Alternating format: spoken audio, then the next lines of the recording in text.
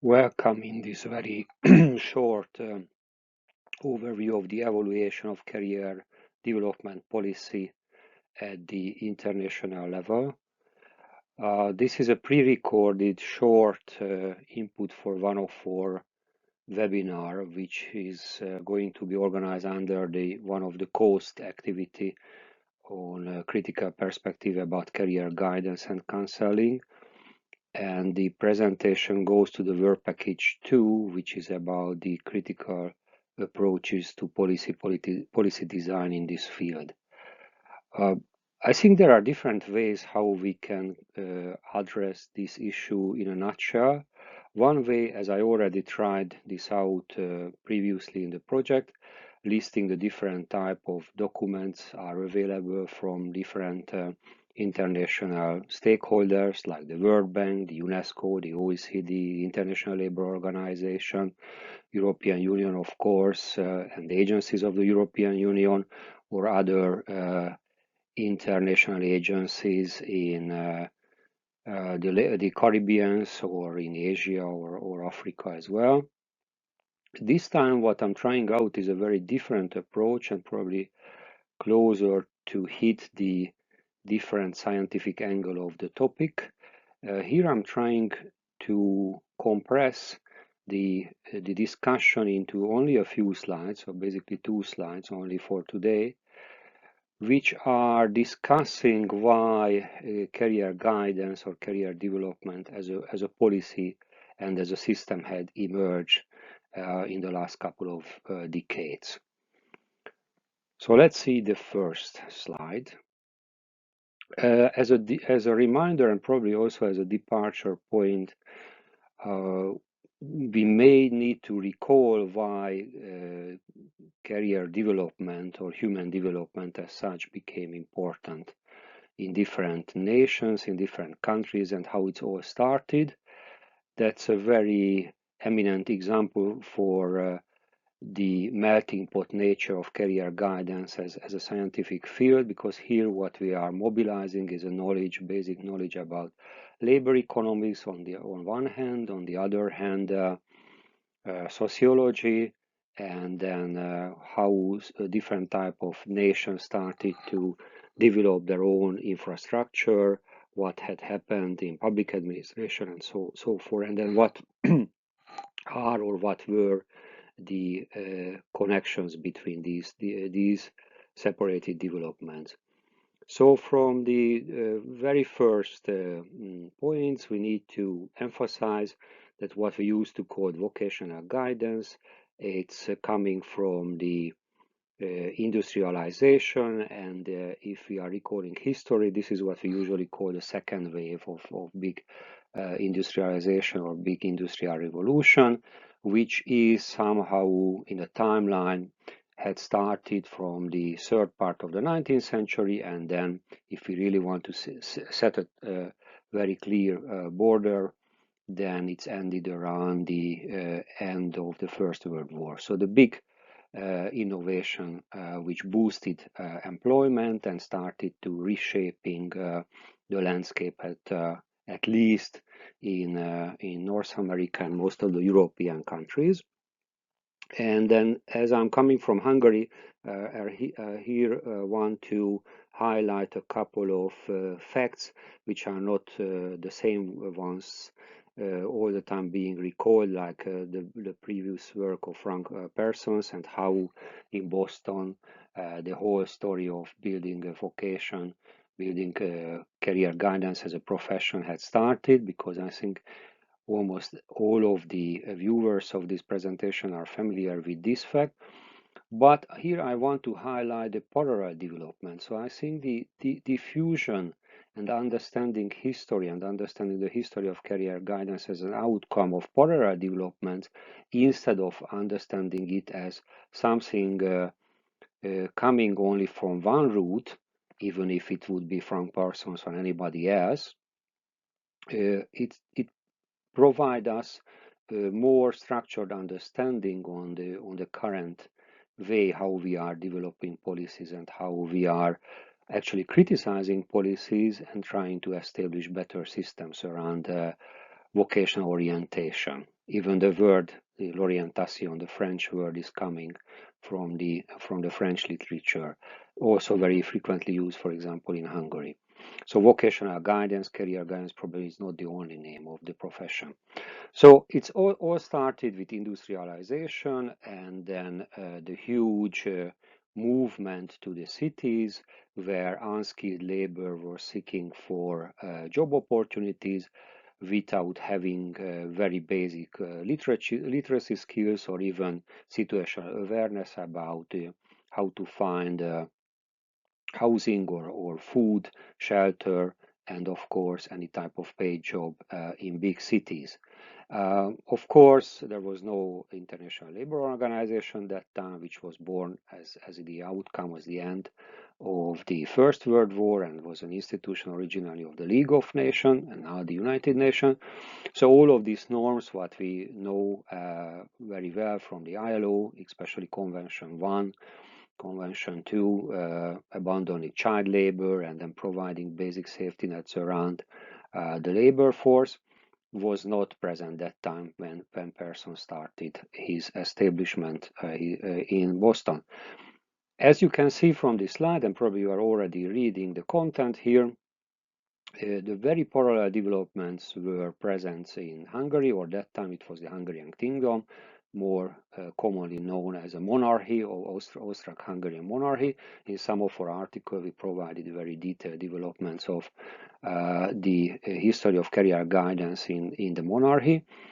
And then if we would list any other country from the industrialized West, from Canada, from France, or other countries, Germany, most probably we would end up with very similar timeline.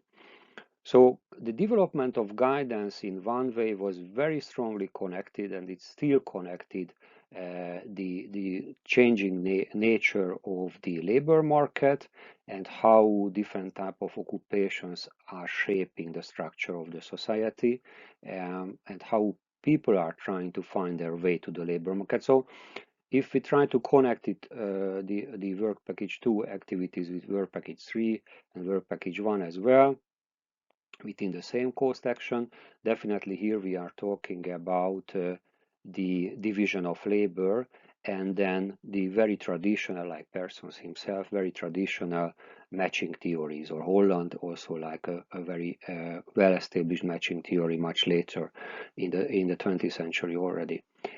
And the other elements, here I try to highlight some of the possible connections with different type of field of science. Here, for example, with law, and especially labor law and the labor code.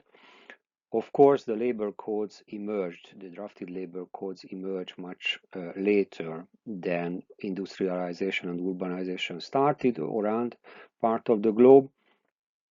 Here I just highlighted one fact, that the first apprenticeship law passed the Hungarian parliament, the parliament of the Hungarian Kingdom, just to be correct, in 1884. This is also something what we have to keep in mind when trying to understand how career guidance policies are structured currently. As all modern nations has different type of labor code, different type of structures around apprenticeship. And here we come with all of the issues what are burning issues at the moment all around the countries who are active in the coast action. Originally, the idea of career guidance, or using the vocational guidance as a more traditional term, helping young people from school to work transition and helping the newcomers, the new city dwellers, to find their way to the labor market, and then basically providing a solid match between the supply and the demand side of the labor market. Now we are connecting our topic also with labor economics. So all of the issues which are about the matching and the balance between the supply and the demand side of the labor market are already there in the very early work of Persons or others in the turn of the 19th, 20th century. So I just named a few in this slide. For example, the issue of school to work transition. It already has a huge literature. OECD, World Bank, the Joint Research Center of the European Commission, CEDEFOP, and others are working around that. And then, of course, individual researchers and universities as well. The NEET issue, which is since the 1980s very widely spread. So we're trying to understand the social rest and then why certain type of young people are excluded from the labor force, or the early school leaver issue. So even the European Union itself, since we have a very structured education and training structure, now it's called the European Education Area. One of the key indicators for all of the member states and then NUTS2 regions is about the dropout rate and how to reduce the dropout rate. For example, the headline target by 2030 is to reduce it down to 9% at the EU27 level. So these issues are not new. The structures, the indicators, the way, the capability of science, how we are trying to evaluate and understand these features are new, are different, or are upgraded during the last more than 100 years. But the stories behind why we are talking about career guidance are the same. So now let's see in the second slide what is the current landscape, or what I would believe is a current landscape. And here I also want to be a bit critical, as the title already suggests. So here we are in the new millennium, and then what are the keywords in the current situation? Of course, one of the big change that now we are under the fourth, or some people are even saying the fifth wave of globalization and digitalization.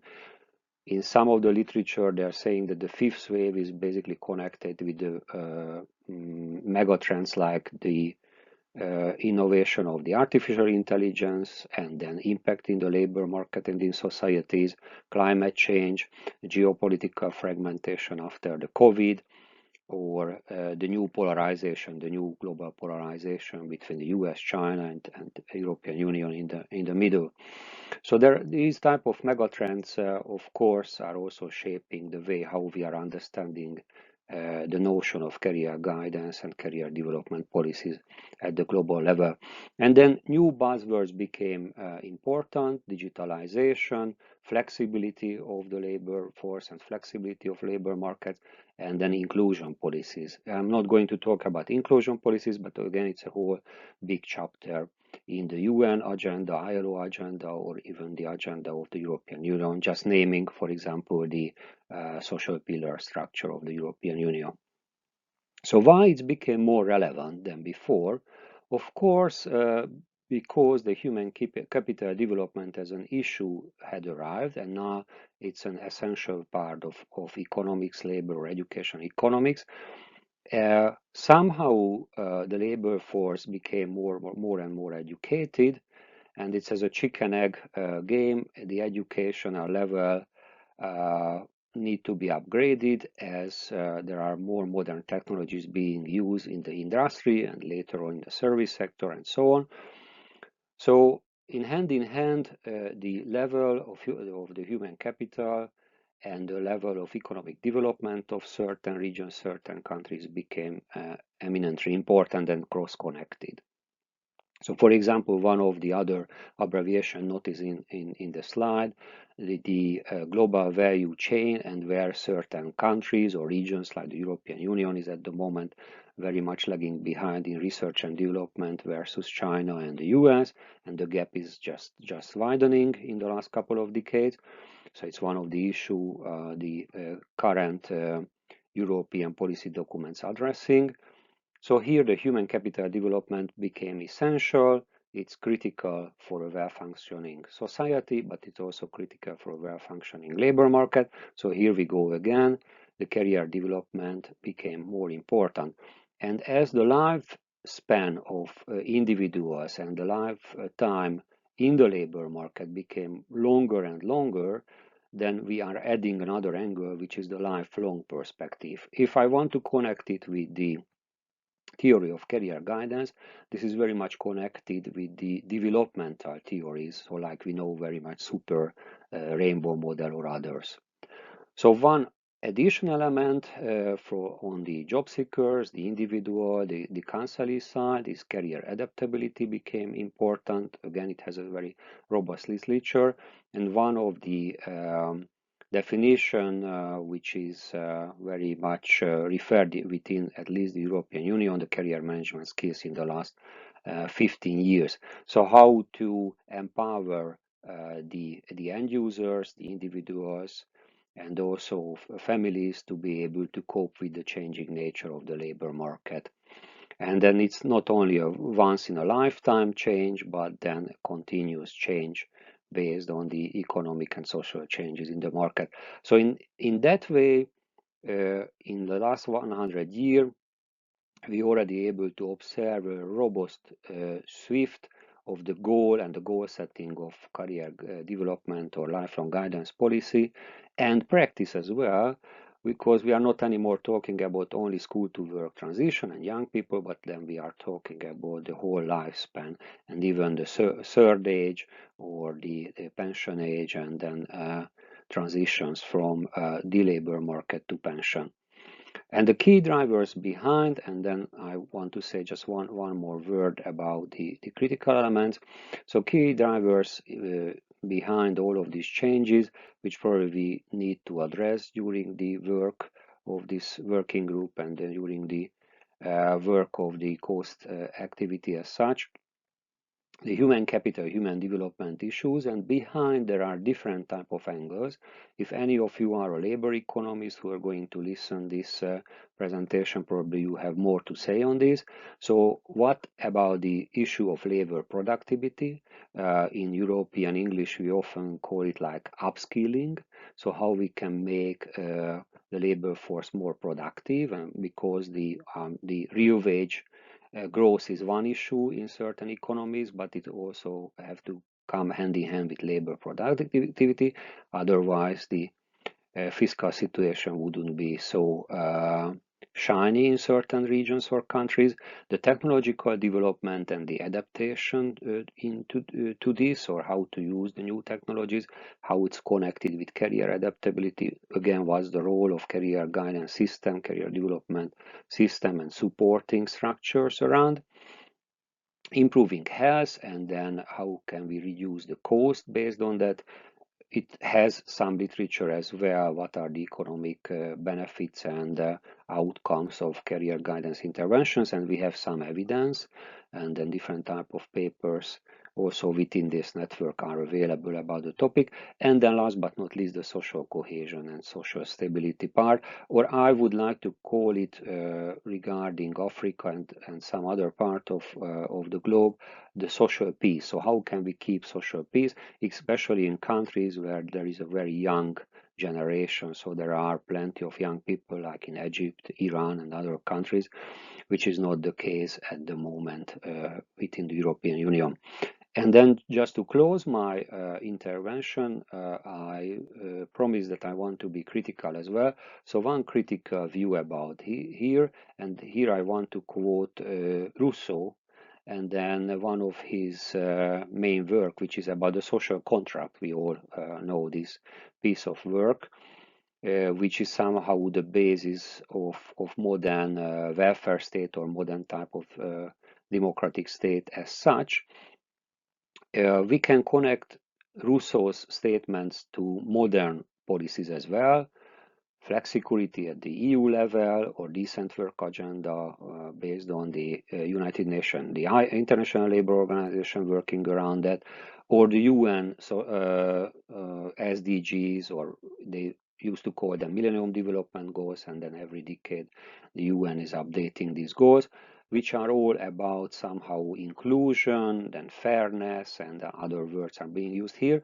So what I precisely want to address here as a last statement of my presentation, what should be the balance between the system features and the role of the state, role of the local governments, the regional government, providing fairness and security, and the other hand, what career guidance professionals are really much engaged, teaching people to career management skills and then providing in this way career adaptability. So put it in a short sentence, can we blame the individuals endlessly and the families endlessly or communities if they are not able to adapt to certain type of technological, labor market, social changes? So what is then, going back to Rousseau, what is the contract concerning providing modern career development systems between the state and the citizens of this state? I have only one more slide. And in this slide, there are only a few references for your further reading. Thank you very much for your attention. I do hope that we're going to have a nice webinar with plenty of professional inputs. Thank you.